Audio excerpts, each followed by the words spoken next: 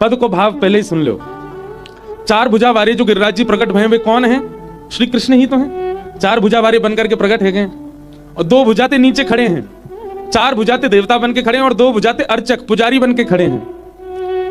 तो हमारी किशोरी जी दूर खड़े होकर के गिरिराज जी को दर्शन कर रही हैं। गिरिराज जी कौन है? किशोरी जी के हृदय हैं। और हृदय में कौन विराजे? श्री कृष्ण। तो जब चार भुजा वाले ठाकुर जी प्रकट भये तो किशोरी जी या दृश्य को देखकर, ये एक निकुंज की लीला है, ध्यान से सुनियो। किशोरी जी पर्वत के ऊपर खड़े चार भुजा वाले इनको दिख रही है और फिर दृष्टि घुमा के नीचे खड़े दो भुजा वाले इनको देख रही है। दोनों श्री कृष्ण ही हैं। तभी नंद बाबा आए और आकर के लाला तो बोले, लाला चल गिरिराज बाबा प्रकट है गो, पूजन करिया में। ठाकुर जी ऊपर गए और ऊपर जाकर के अपने हाथ से गिरिराज बाबा को चंदन लगा रहे हैं। अब गिरिराज जी भी वही हैं, श्री कृष्ण ही गिरिराज जी हैं। किशोरी जी सब सखीन पे कह रही हैं, आहा या छवि पे बली बली जाऊं। क्यों? बोले आज तक तो सब श्री कृष्ण को श्रृंगार करें, पर आज श्री कृष्ण ही श्री कृष्ण को श्रृंगार कर रहे हैं। अपने हाथ ही अपना श्रृंगार कर रहे हैं। यह लीला सब करत कन्हाई, यह लीला सब करत कन्हाई। उतजे मत गोवर्धन के संग, उतजे मत गोवर्धन के संग। बोले ऊपर जाकर के तो गिरिराज जी को खवा रहे हैं। और कैसी दृष्टि दिख रही है श्री किशोरी जी को कि ठाकुर जी मठरी लेकर के गए और गिरिराज बाबा को खिला रहे हैं, मतलब अपने स्वरूप को खिला रहे हैं। और गिरिराज बाबा क्या कर रहे हैं? नेक सो सब पाके अपने ही झूठो ठाकुर जी को पवा रहे हैं। आहा उतजे मत गोवर्धन के संग, उतजे मत गोवर्धन के। और इत राधा संग प्रीत बढ़ाई, इत राधा संग प्रीत बढ़ाई। वहां ठाकुर जी एक दूसरे को झूठो कुटो खिला रहे हैं अपनों ही, और यहाँ किशोरी जी के प्रेम में, किशोरी जी के हृदय में प्रेम को उफान है रो है या दृश्य को देख करके। और किशोरी जी वाह माहौल को सब लोग समझ रहे हैं ना लीला। जैसे ये चित्र जिनने बनाया कल तो मुझे दिखी वो बहन, आज पता नहीं है कि नहीं। एक तो ये भैया खड़ो पिलर सो सामने जिन्होंने ये चित्र बना के दिया, कल तो वो बहन दिख रही थी मुझको यहाँ, आज पता नहीं आई है कि नहीं। उन्होंने ही बनाया ये राम कृष्ण के मिलन को। अब ये चित्र देखो ऐसे ही है, बस एक के चार भुजा हैं। वो गिरिराज जी हैं और दूसरे लाला है। और गिरिराज जी की एक विशेषता, उनने श्रृंगार ज्यादा कर रखो, बस इतना ही अंतर है, नहीं तो एक जैसे हैं दोनों। किशोरी जी कह रही हैं, इत गोपिन सो कहत जिमाओ, इत गोपिन सो कहत जिमाओ। उत आपुन जे मत मन भाई, उत आपुन जे मत। अच्छा, अब हमको पहली बार साईं के पास लेके आए, हम साईं को प्रणाम करने लगे तो हमको भैया बोले, महाराज जी यहाँ प्रणाम नहीं करते, यहाँ सिर झुका के ऐसे बंधन साईं को नहीं, यहाँ तो जुग जुग जियो साईं, यहाँ तो आशीष देते हैं। तो जिनके आराध्य होते हैं उन्हीं को पता होता है कि इनकी सेवा कैसे करनी। तो सबरे लाला तो पूछ रहे हैं, लाला जी गोवर्धन नाथ को भोग कैसे लगाना, तू ही बता। तो ठाकुर जी अपनी सेवा की पद्धति सब गोप ग्वालन को बता रहे हैं। अरे गोपी जी कैसे ले आई है तू, हैं? या मैंने केसर की छींटा मार के ला, हैं? गिरिराज बाबा को खवावेगी, ऐसी रूह को खवावेगी, या कुछ सुंदर बना के ला, सुगंधित बना के ला। दूसरो गोप आयो, लाला मैं मोहनथार बना के लाऊं, हमें कैसा लग रहा, देसी घी बनवा ना। बोले हम बे ला पवा दे गिरिराज बाबा को। और सुन, बोले हाँ प्रेम से पवाइयो, ज्यादा लोभ में आके बचाव की कोशिश मत करियो, जितना पामे दे आइयो उन्हें।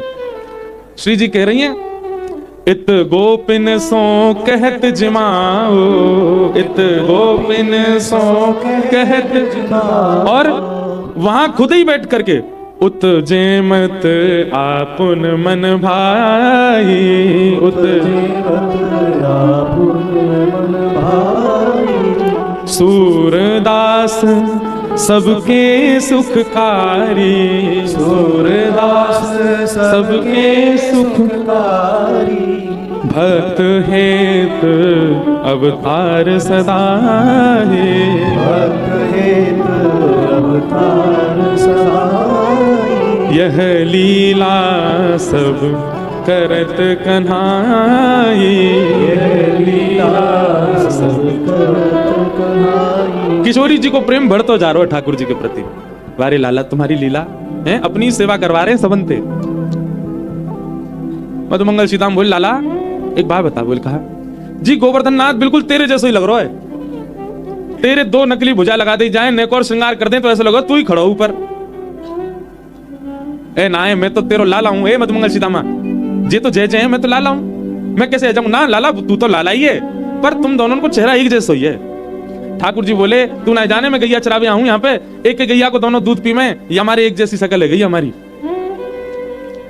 सीताराम बोलो लाला जी कोई बात है, एक गैया को दूध पीवे तो शक्ल मिले? क्यों? तेने तेरी मैया को दूध पियो, तेरी बहन ने भी मैया को दूध पियो, दोनों उनकी शक्ल मिले ना है? सीताराम बोलो हम लाला बात तो तेरी सही है।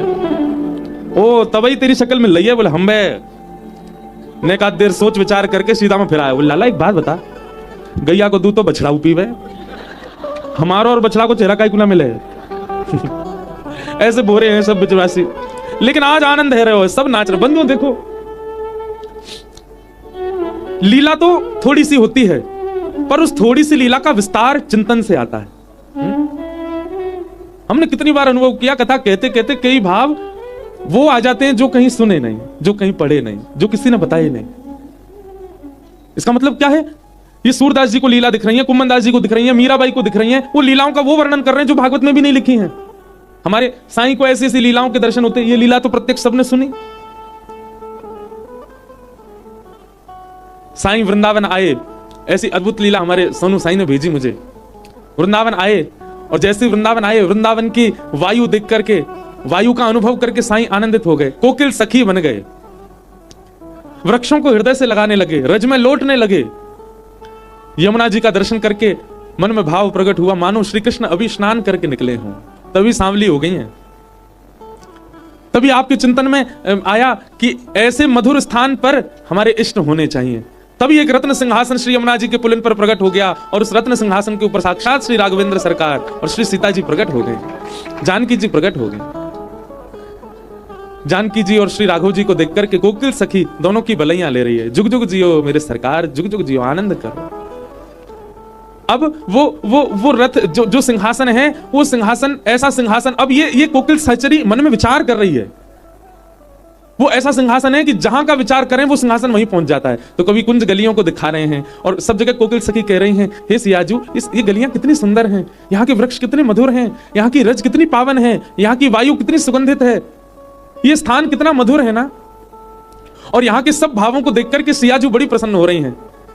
थोड़ी देर तो कोकिल सहचरी की दृष्टि पूरे वृंदावन में घूम रही थी, पर थोड़ी देर बाद श्री सियाजू की मुस्कान पर अटक गई। मानो मन में भाव आयो, कोटि कोटि प्रसन्न करवे वारे ऐसे भाव श्री सियाजू पे वार दूं, हमारी श्री जानकी जी कभी उदास नहीं हो, सदा प्रसन्न रहें, आप जुग जुग जियो, ऐसे ही प्रसन्न रहो, ऐसी हमारी भाव। तभी कोकिल सहचरी के मन में भाव आयो कि भाई घर में आए मेहमान को स्वागत होना चाहिए।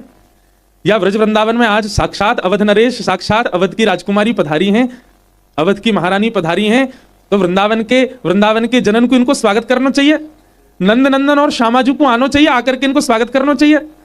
कोकिल सहचरी के मन में आए जो भाव वो तुरंत प्रकट होते हैं। जैसे ही कोकिल सहचरी ने पीछे मुड़ के देखो तो श्यामा श्याम दोनों चले आ रहे हैं। यहाँ राघव जी और सियाजू विराज रहे हैं यमुना जी के तट पर, और सामने से ठाकुर जी और किशोरी जी आ रहे हैं। दृश्य देख करके कोकिल सहचरी के नेत्रों से अश्रुधार गिर रहे हैं। जय हो जय हो। ज्यों ज्यों ठाकुर जी राम जी के समीप आ रहे हैं, यहाँ राधिका जी श्री किशोरी जी जानकी जी के समीप आ रही हैं, त्यों त्यों कोकिल सहचरी के मन में उमंग भर रही है। ये दृश्य देखकर के बार बार बलैया ले रही हैं। ठाकुर जी श्री राघव जी अपने सिंहासन से उतर के खड़े हो गए, और यहां से ठाकुर जी जैसे दोनों एक जैसे हैं, बिल्कुल एक जैसे नेत्र हैं, एक जैसी नासिका, एक जैसी ओष्ठ, एक जैसी मुस्कान, एक जैसे हाथ, एक जैसी भुजा, एक जैसा वक्ष। और वहां जब जानकी जी को देख रही हैं तो जैसी जानकी जी वैसी हमारी श्री किशोरी जी हैं। और यहां दोनों ने जैसी आलिंगन किया है, यहाँ राम जी ने श्री ठाकुर जी को आलिंगन किया और श्री जानकी जी ने श्री राधा रानी को आलिंगन किया है। इन दोनों के आप परस्पर प्रेम को देख करके श्री कोकिल सहचरी चारों के चरणन में प्रणाम कर रही है। ऐसे मानसी भाव हमारे चित्त में क्यों नहीं आते? इन रसिक जनों के चित्त में क्यों आते? क्योंकि इन रसिकों ने जन्म ही इसी के लिए लिया है कि द्वापर युग में जो ठाकुर की लीलाएं हुई, उन लीलाओं में और रस घोल दिया जाए। हम रस भंग करवे वाले और ये रस घोलवे वाले। हम तो ठाकुर जी की लीला पर प्रश्न उठाने वाले जीव हैं, पर ये ठाकुर जी की लीला में और रस प्रकट करने वाले लोग हैं। कोकिल सहचरी वर्णन कर रहे हैं कि ठाकुर जी श्री राम जी से कह रहे हैं, आपको हमारा ये भाव कौन गा रहा है? ये हमारी जानकी जी गा रही, श्री किशोरी जी गा रही।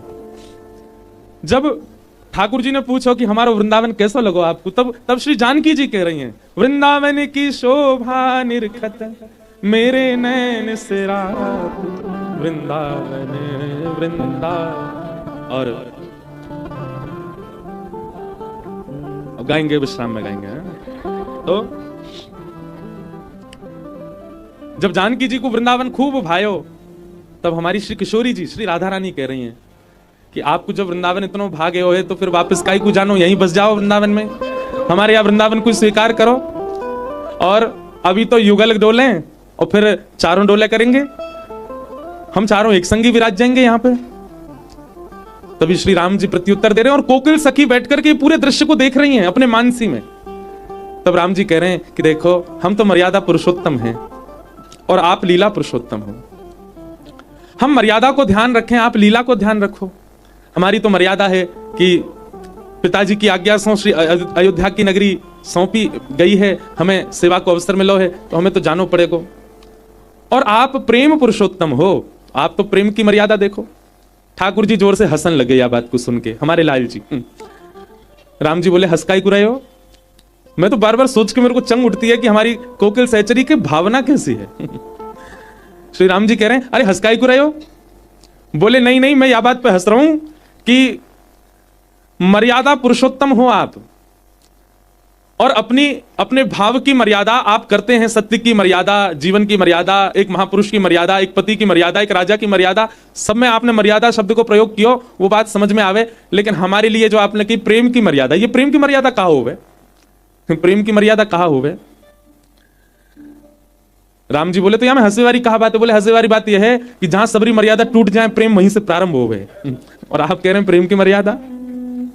जहां मर्यादा है, प्रेम की भी एक मर्यादा है, पर हमारे लाला तो टेढ़ो ही बोला है ना। बोले, जहां सबरी मर्यादा टूट जाए, जहां सब व्यवहार टूट जाए, छूट जाए, वहां से प्रेम प्रारंभ होता है।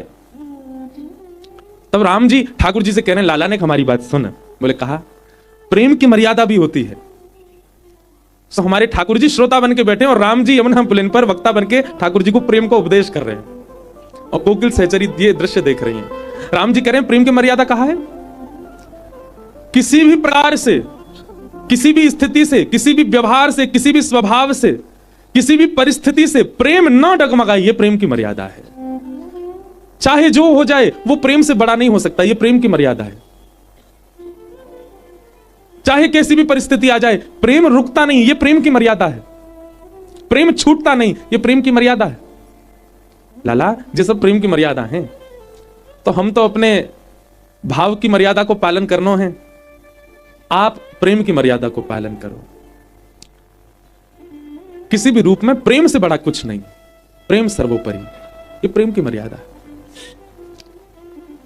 राम जी के ये प्रवचन सुनकर के कोकिल सहचरी पुष्प बरसाने लगी। जय हो मेरे राघव जी, जय हो मेरे ठाकुर जी, जय हो मेरे सीतारमण भगवान। आपकी वाणी सुनकर के आनंदित हमारे गोपाल जी टेढ़े टेढ़े देख रहे हैं कोकिल सहचरी को। हाँ, क्योंकि हृदय में तो जय विराज रहे हैं, अवध नरेश। दोनों उनके परस्पर या मिलन को देख करके ठाकुर जी कोकिल सहचरी सब कह रहे हैं, अरे सहचरी, आज तुम इतने आनंद में हो, कुछ मांग ले हो।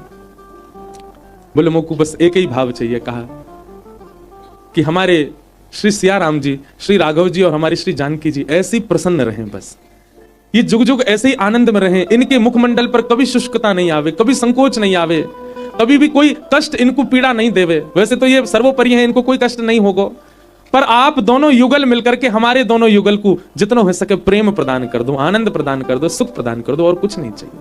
ये सदा ऐसे ही राजी रहें, प्रसन्न रहें बस। दुनिया की स्थिति युगल तक पहुंची है, पर हमारे कोकिल सहचरी तो चारों को दर्शन कर रही हैं, दोनों युगल अवध के, दोनों युगल वृंदावन के एक साथ। और इसी भाव में ही संपूर्ण वृंदावन वास किया श्री कोकिल सहचरी ने। आज भी कोई हमारे साईं के दर्शन करे तो पहले दर्शन में वाकू ये लगेगा गोद में श्री लाडली लाल जी विराज रहे हैं, क्योंकि वृंदावन में तो निश्चित है गोद में लाल जी और लाडली जी होंगे। लेकिन जब पूछेंगे तो कहा कहेंगे, आप ही बताओ कौन बैठे हैं? साईं के हृदय से पूछो तो श्री जानकी जी और राम जी हैं।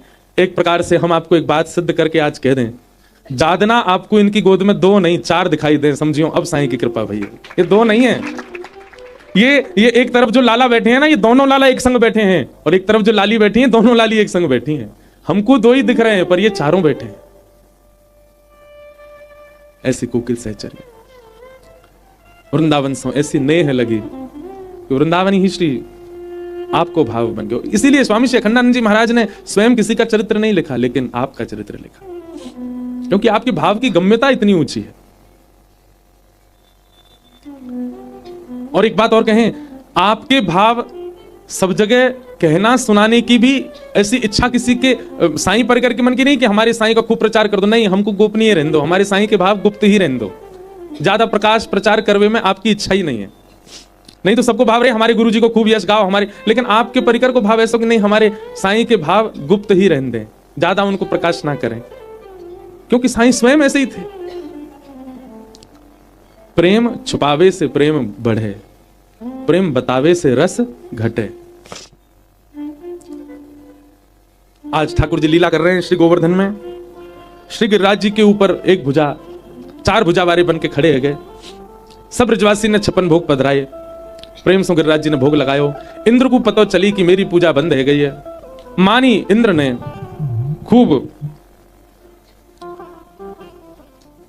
मूसलाधार बारिश करी, और वह वर्षा को देख करके सब ब्रजवासी त्राहिमाम करके दौड़ने लगे। ठाकुर जी ने मन में विचार किया कि इन ब्रजवासी को चित्त से विश्वास घटना नहीं चाहिए, एक बार जिनकी शरण में आए हैं उन पर पूर्ण विश्वास हो।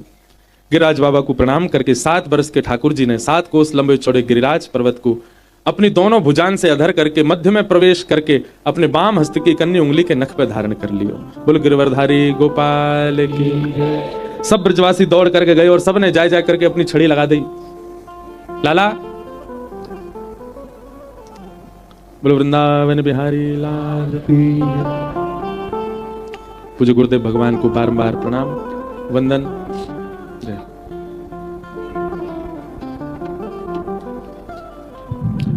सब ब्रजवासी ने अपनी अपनी छड़ी लगाई। ठाकुर जी बोले जे क्या कर रहे हो भैया?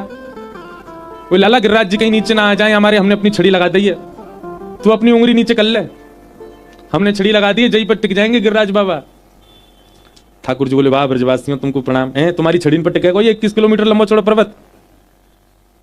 ब्रजवासी बोले लाला तो को भी प्रणाम, तेरी उंगली पर टिक जाएगा इतना बड़ा पर्वत, हमारी तो फिर भी छड़ी है, और एक आध ना है, लाखों ब्रजवासी की लाखों छड़ी है।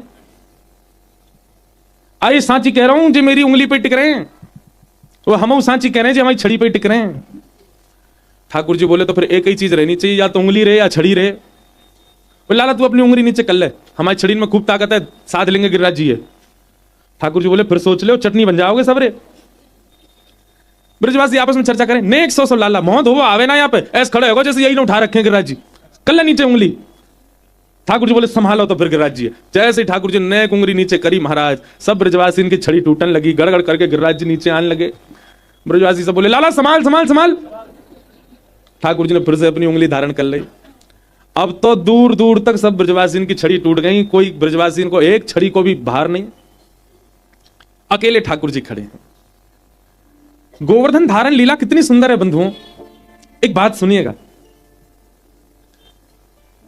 व्यक्ति जब भार उठाता है तो उसके घुटने भी मुड़ जाते हैं, थोड़ा भारी सा। अब ये कोई स्पीकर उठावे तो कैसे उठाएगा, नहीं घुटने झुकेंगे, कमर झुकेगी, सीधा खड़ा नहीं हो सकता, भार लेके थोड़ा झुकेगा। हमारे ठाकुर जी गिरिराज जी कैसे धारण कर, पीछे देखो बिल्कुल सीधे ऐसे, ये तो गिरधर स्वरूप श्रीनाथ जी को ऐसा, पर ऐसे खड़े बिल्कुल सीधे। मानो ब्रजवासियों को ये अविश्वास होना स्वाभाविक है, लाला को एक अंग भी जो त्रिभंगी है वो आज बिल्कुल सीधा खड़ा है, यूं गिरिराज जी धारण करके 21 किलोमीटर लंबे चौड़े गिरिराज जी को धारण कर रहे हैं सीधे खड़े है के, और 20 ग्राम की बंसी धारण कर रहे हैं टेढ़े मेढ़े है के। यहां तक कमर टेढ़ी कर ली, पाम टेढ़े कर लिए, सिर टेढ़ो कर लियो। क्यों? ठाकुर जी कह रहे हैं गिरिराज जी भारी थोड़ी हैं, वंशी में प्रेम है, प्रेम भार युक्त है, प्रेम भार है। मोए संसार को भार ना लगे, मोए प्रेम को भार लगे, और प्रेम के भार के कारण पूरे वृंदावन में त्रिभंगी विराज रहे हैं। आज मुझसे किसी ने पूछा त्रिभंग लली के स्वरूप का वर्णन करो, ये है त्रिभंग लली। त्रिभंग यानी कि 3 जगह से जो भंग हैं, भंग शब्द तो विचित्र है, पर ठाकुर जी 3 जगह से टेढ़े हैं। कैसे? पहले तो पामन से टेढ़े, दोनों पाम टेढ़े मेढ़े कर रखे हैं लाल जी ने। कहीं देख लो, बिहारी जी, राधा वल्लभ जी, श्री राधा रमण जी, मदन मोहन जी, गोपीनाथ जी, गोविंद देव जी, सातों निधियों के दर्शन करो जिनको हम कहते हैं। सातों निधि त्रिभंगी हैं, पाम टेढ़े, और फिर दूसरो कमर टेढ़ी, नेक धीमे से ऐसे झुके हुए, और तीसरो मुख टेढ़ो। ये त्रिभंगी हैं, ये हमारे इनको नाम है त्रिभंग लली।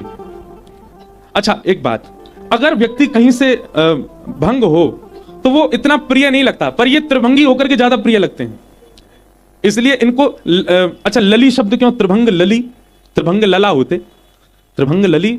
तो हमारे ब्रज में एक पद गायो, श्याम सुंदर टेढ़े क्यों भय? किशोरी जी तो कह रहे हैं तुमने ऐसा देखो मोए कि तुम्हारी दृष्टि तो मेरे हाथ पांव टेढ़े है गए, या हमारे में त्रिभंगी है गो। लेकिन मूल बात, अभी तो ठाकुर जी की बात है, तो कछु भी कहते हैं, पर मूल बात क्या है? ठाकुर जी स्वभाव प्रधान है, प्रभाव प्रधान नहीं है। गिरिराज उठाना प्रभाव है, 21 किलोमीटर पर्वत को उठाना ये प्रभाव की बात है, तो उसमें ठाकुर जी सहजता दिखा रहे हैं, सीधे खड़े हो गए। लेकिन पूरे ब्रज की गोपियों को, श्री किशोरी जी को प्रेम प्रदान करने वाली जब मुरली को धारण कर रहे हैं तो ठाकुर जी टेढ़े है गए। क्यों? वो स्वभाव, वहां स्वभाव दिखा रहे हैं कि मैं प्रेम के काजे इतना नतमस्तक हूं कि मैं झुक भी जाऊंगा। जहां मेरे प्रभाव दिख रहे हो वहां सीधे खड़े हैं, लेकिन जहां स्वभाव की बात है, जहां प्रेम की बात है, वहां ठाकुर जी झुक रहे हैं, वहां ठाकुर जी टेढ़े रहे हैं। ठाकुर जी ने गिरिराज जी धारण किए। सब ब्रजवासी ने अपनी छड़ी का टूट गई सबन की। लाला आज तो मुझे लगे गिरिराज उत्सव ही होगा, सब लाल लाल साड़ी पहन के बैठी हमारी बहन, ब्याह हुए को। अब तो ब्याह कर ले, लाला लाल पहन के आए हो, बताओ 2 दिना में इनको जन्म हुए को, अब ब्याह करवे आ गए। बोलो मिठिले बाबल साईं। देख पगड़ी और पहना लाओ, एक ही कसर रह गई है। अच्छा भगवान के कई अवतार ऐसे हैं कि जन्म लेते ही ठाकुर जी इतने बड़े है गए कि ब्याह सबके योग्य है। वामन अवतार ऐसो, ठाकुर जी को कपिल अवतार ऐसो, ये सारे अवतार वैसे हैं, जन्म लेते ही ठाकुर जी ने सब क्रिया कर दें। तो हम क्या चर्चा कर रहे थे? हाँ, ठाकुर जी ने गिरिराज जी उठाए। ब्रजवासी बोले अरे लाला हमारे ऐसे मोटे मोटे डंडा सबरे टूट गए और तेरी नेक सी उंगली पे इतना बड़ा गिरिराज पर्वत कैसे धारण किए होते ने?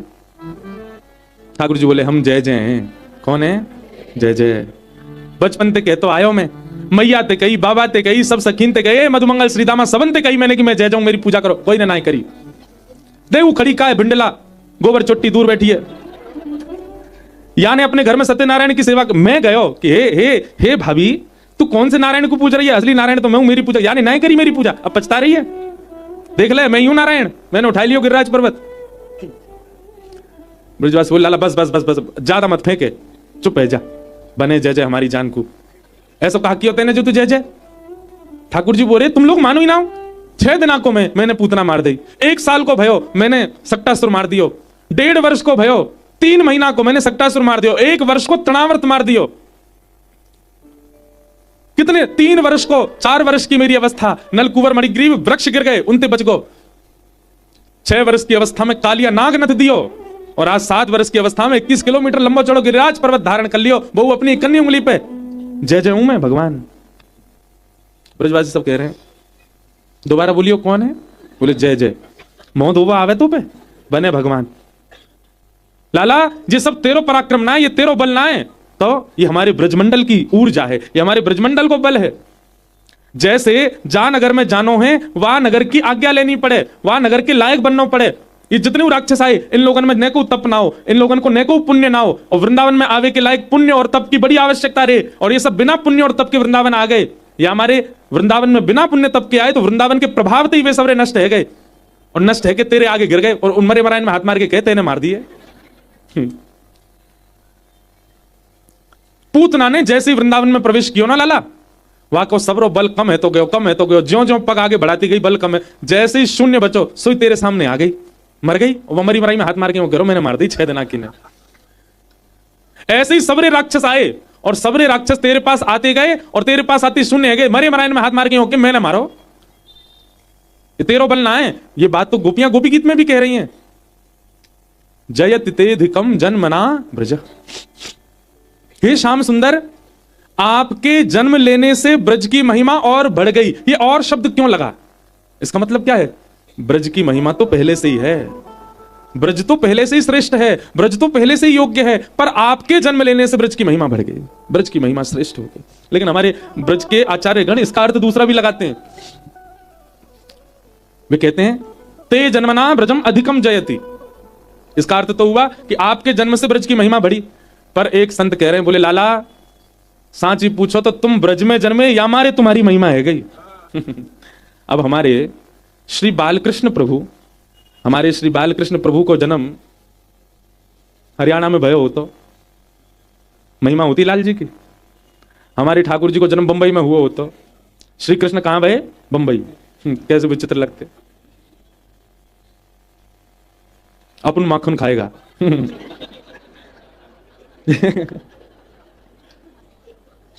ऐसे बोलते हैं वहां, मुझे तो आती नहीं बंबई की जो भाषा है, वैसे तो मराठी है।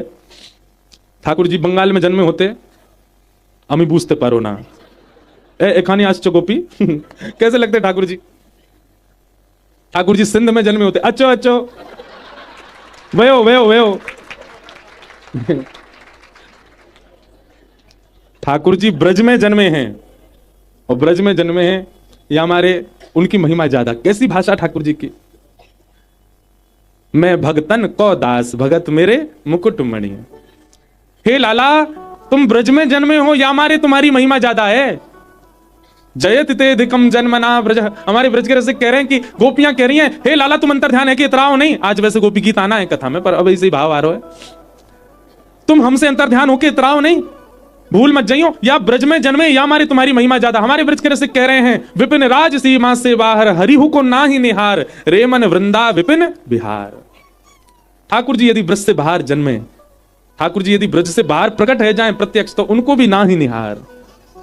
ब्रज में जन्म, देखो ये मोहर लगा रहा हूं हमारी बात पे, हाँ सही कह रहे हो, बिल्कुल सच कह रहे हो। तो ब्रजवासी कह रहे हैं, लाला जे तेरो बल ना है कि तेने पूतना राक्षसी मारी, अघासुर बकासुर मार दिए, ये तो हमारे ब्रज को बल है। और या ब्रज में जो आवे वाके पुण्य खत्म हो जाए और नष्ट हेते हेते संयोग ते तेरे पास ही पहुंच जाए वास में, और तुम मरे मराई में हाथ मार क्यों कहते तेने मार दिए। ठाकुर जी के नेत्र सजल हो गए, एक हाथे तो गिरिराज, दूसरे हाथे बलैया ले रहे। ब्रजवासी तुम्हारी बुद्धि को प्रणाम है। ब्रजवासियों कहां पहुंचे हो बताओ, कहां सोच रहे हो। बोले लेकिन लाला जी गुर्राज उठानो तेरी लीला अलग है। या के काजे तू हमें बता तेने कौन से टोना टोटका सीखो। अरे यशोदा मैया ये तेरो लाला गैया चरावे वन में जावे, वन में कोई बाबा फाबाते टोना सिखाया हो है, वही तो यानी गिरिराज जी उठाए। ठाकुर जी के नेत्र प्रेम से भर गए, बोले कि ये किसी भी रूप में ये मानने को तैयार नहीं है कि मैं भगवान हूं, मैं परमात्मा हूं।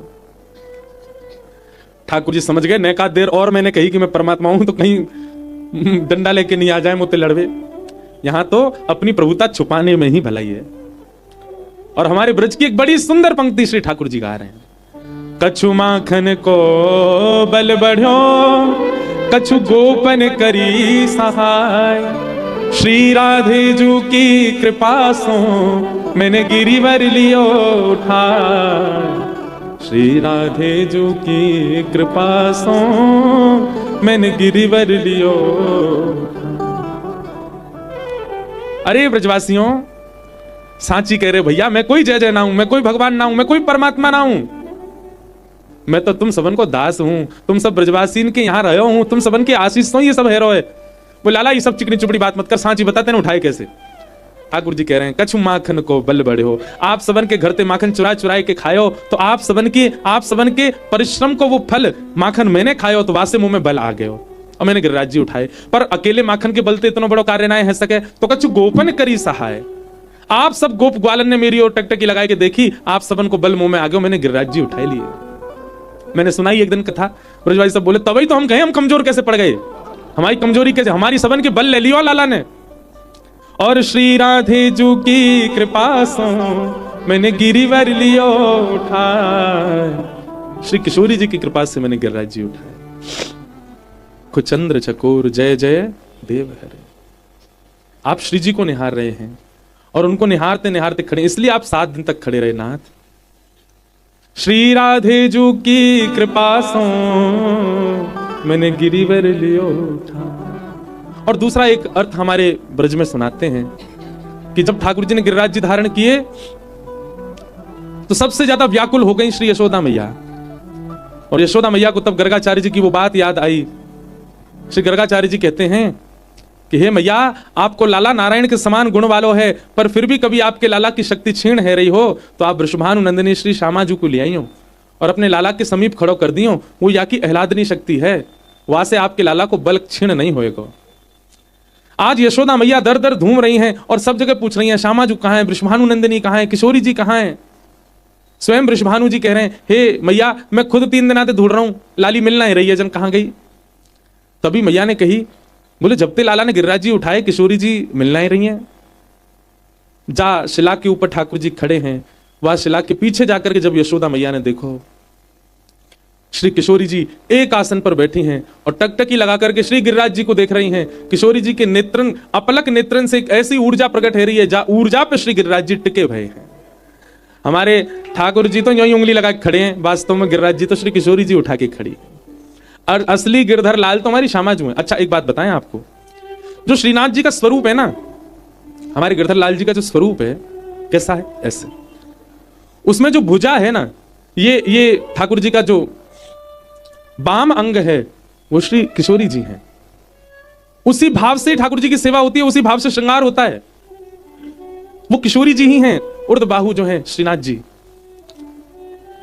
महाप्रभु जी को रास का दर्शन हो रहा है, बहुत ध्यान से सुनना, और रास में श्री किशोरी जी उर्द बाहु होकर के नृत्य कर रही हैं, दोनों भुजा उठा के नृत्य कर रही हैं, श्याम सुंदर कट्टी पे हाथ रख के नृत्य कर रहे हैं, और दोनों नृत्य करते करते करते करते जैसे ही समीप आए तो श्री श्याम सुंदर और किशोरी जी दोनों चैतन्य हैं, जड़ नहीं है हमारे भांति, चैतन्य दोनों जैसे समीप आए तो अर्ध श्याम सुंदर किशोरी जी में और आधी किशोरी जी श्याम सुंदर में प्रविष्ट हो गए और रूप प्रकट है गए श्रीनाथ। ये आधो अंग जो है ये श्यामाजू को है और आधो अंग जो है श्री लाल जी को है, दोनों एकाकार रूप में श्रीनाथ रूप में प्रकट हो गए। ये रास बिहारी भी हैं श्रीनाथ जी, ये गिरधारी भी हैं, गोवर्धन धारण करने वाला स्वरूप भी है। और क्योंकि अब हमारे लाल जी अभी आज तो नहीं है, समीप से अगर आप देखो तो एक यहां से नाग जा रहे हो है, इसलिए वे कालियानाग मर्दन भी हैं, अनेक रूप हैं एक ही स्वरूप में। कोई ना मुझसे पूछे कि श्रीनाथ जी त्रिभंगी क्यों नहीं है, जैसे हमारे राधारमण राधा वल्लभ और श्री बिहारी जी त्रिभंगी हैं, श्रीनाथ जी त्रिभंगी क्यों नहीं है? क्योंकि श्रीनाथ जी के रूप में स्वयं श्री जी विराज ही रही हैं, वो अर्ध अंग जो है वो श्यामाजू को ही है। ठाकुर जी ने मन में विचार किया, मैं भले ही भंगी है जाऊं पर हमारे श्यामाजू जब संग आमे तब त्रिभंगी नाय होनो है, श्यामाजू जब आमे तब उनको श्रमित नहीं करनो, या हमारे सीधे खड़े हैं ठाकुर जी। इसलिए ये वाम अंग जो है यहां पे वेणी भी धारण होती है, यहां चूड़ामणि धारण होती है, क्योंकि श्री जी को स्वरूप है। तो मूल गिरिराज जी तो हमारी किशोरी जी ने धारण कर रखे हैं, श्रीनाथ रूप में देख लो तो भी और कथानक रूप में देख लो तो भी। ऐसे गिरवरधारी श्री ठाकुर जी को हम बार बार प्रणाम करें। श्री गिरिराज धारण स्वरूप में अनेक लीलाएं हैं, अनेक लीला, पूरी 7 दिन लीला है सके यही भाव पे। माधवी गोपी को ठाकुर जी ने आश्वासन दिया और यही माधवी गोपी फिर मीरा बनकर के पधारी कलयुग में, वह भी श्री गिरिराज धारण लीला का ही भाव है। अनेक लीला करते हुए श्री ठाकुर जी ने 7 दिन बाद इंद्र ने आकर के क्षमा मांगी, भगवान ने श्री गिरिराज जी को पुनः व्यवस्थित कर दिया। बोलो गिरवरधारी गोपाल की जय। गायों ने भगवान का नामकरण किया और ठाकुर जी का नाम गोविंद रखा। एकादशी व्रत की कथा सुनाई गई। हमारे व्रज वृंदावन के कई भावों में एकादशी नहीं होती, क्योंकि हमारा वृंदावन भाव प्राधान्य है। कई ऐसे परंपराएं हैं जिनमें एकादशी का नियम नहीं है, और वो अगर आप वहां भाव प्राधान्य देखो तो वास्तव में उनके भाव को प्रणाम करना। कई लोग इस बात पर विवाद कर देते हैं, क्यों नहीं है एकादशी। हमारे वृंदावन को भाव समझना बहुत विचित्र है, टेढ़ो काम है, हर कोई नहीं समझ सके। वृंदावन में कहीं ना कहीं ऐसा भाव है कि अगर कल ठाकुर जी को भोग लगो, कल 10वीं है और कल को भोग आज एकादशी है, तो कल ठाकुर जी को भोग लगो, हम आज नहीं पा रहे, क्यों नहीं पा रहे, बोले आज एकादशी है, तो फिर भोग के प्रति अन्य भाव प्रकट होता है, तो ये दोष है। हम आप सबसे भी निवेदन करें, जो भी एकादशी निष्ठा करते हैं, अगर एकादशी वाले दिन आपके यहां कोई प्रसाद लेकर के आवे तो आप उस प्रसाद का तुरंत अंश मात्र ग्रहण कीजिए, अपने एकादशी नियम का पालन कीजिए, पर प्रसाद पाओ। अब आप कहोगे या में तो चावल है, या में तो अन्न है, या में तो वो है जो एकादशी पर, तो आप प्रसाद के प्रति अन्न भाव क्यों रखे हो? वो अन्न नहीं है। चैतन्य महाप्रभु कहते हैं महाप्रसाद गोविंद, साक्षात गोविंद हैं। उनके प्रति अगर अन्न भाव रखोगे तो वो अन्न ही है और वो अन्न की तरह ही क्रिया करेगा। लेकिन उसके प्रति प्रसाद भाव रखो तो आप स्वीकार कर सकते हो। एकादशी व्रत का नियम बताया। तत्पश्चात अब महारास की कथा प्रारंभ हुई। रास बिहार। भगवान पिता रात्रि शरदोत्फुल्ल मल्लिका विक्षरन्तुम मनश्चक्रे योग मायामुपाश्रित। बहुत सावधानी से बैठो। आप राजभूमि वृंदावन में बैठे हैं और महाराज श्रवण कर रहे हैं। रास मतलब मैं कथाओं में बताया करता हूं, दो शब्द हैं, रस और रास। सीधा अर्थ है कि जब भगवत मिलन की कामना भक्त के चित्त में हो उसे रस कहते हैं, पर भक्त मिलन की कामना ठाकुर जी के चित्त में आए वो रास है। हमारे मन में इच्छा होती है कि हम ठाकुर जी से मिलें, हम अभी रस में व्यवस्थित हैं, पर ठाकुर जी के मन में इच्छा हुआ कि मैं याते जाके मिलूं, ये रास है। मीराबाई के संग रास हुआ, सूरदास जी के संग रास हुआ, जितने भी भक्त हैं सबके संग रास हुआ, हमारे साईं के साथ रास हुआ। हम अभी रस में ही हैं, हमारे संग रास ना है भाई अभी तक। और रस से रास की जो यात्रा है वही भक्ति है। हमारो रस रास में परिवर्तित हो।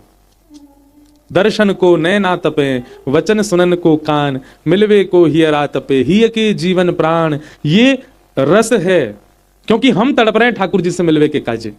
हमारे मन में इच्छा है रही है ठाकुर जी से मिलन के काजे, पर ज्यादा ठाकुर जी व्याकुल है जाए हमसे मिलवे के काजे। वही समझो, वही है रास। वो रास है। अनेकों के साथ रास हुआ है, अनेकों के साथ रास हुआ है। हमारो नंबर अभी आयो ना है रास को, क्योंकि अच्छा एक और बात, रास होगा कब? जब ठाकुर जी ये देख लेंगे कि भाई ये रस से ओतप्रोत है गया, तब रास होएगा। अभी रस में कहीं ना कहीं न्यूनता है हमारे में, इसलिए रास नहीं हो रहा है। जब रस अधिक हो जाएगा, जब रस अपनी सीमा से ऊपर चला जाएगा, तब ठाकुर जी रास करेंगे। भैया ठाकुर जी वही गोपी के घर माखन चुरावे जामे, जाके घर की मटकी में माखन भरो भयो होए। या को मतलब कहा है, ठाकुर जी वही गोपी से, वही भाव से, वही भक्त से मिलन को पधार रहे हैं, जाके हृदय रूपी मटकी में रस भरो होए। अब हमारे में कहा है, हमारी मटकी तो खूब बड़ी, पर वहां में रस कितना सौ, नेक नेक सौ। ठाकुर जी कह रहे हैं दारी के अकेरो थोड़ी आऊंगा मैं, मेरे संग सबरे सखा आवेंगे, सबरे बंदर आवेंगे। मरकान भूक्षण विभजति सचिन नात्री भांडम विनती, और मैं इतने सारे इनको लेकर के आऊंगा, तेरे पास में रस है नेक सौ। हमारा पेट कैसे भरेगा? और मान ले मेरा पेट भर गया तो मेरे संग जो आवेंगे इनको कैसे भरेगा? या हमारे ठाकुर जी आएंगे तब जब आपकी व्यवस्था पूरी होगी, रस से वो तप्रोत होएगे।